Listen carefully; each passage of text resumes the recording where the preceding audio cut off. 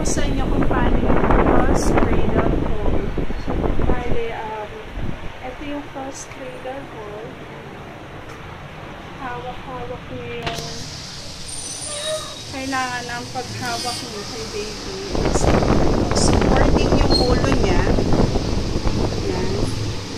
Para ikaw mismo ang yan. Yan. Ganyan klase ang kung magpapa-breastfeed ka sa right, yung left arm mo ang gagamitin mong pang support sa ulo ni baby. If magpapa-breastfeed ka naman sa left, yung right arm mo ang kailangan mag-support sa ulo ni baby.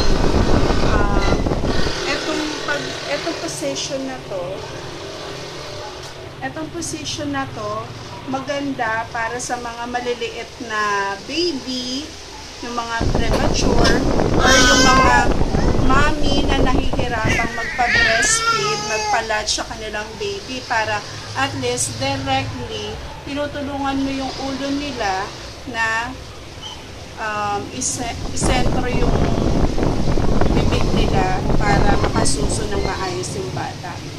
Yan. Sorry kasi medyo maliit sa baby. Papakita ko na lang ulit. Yan.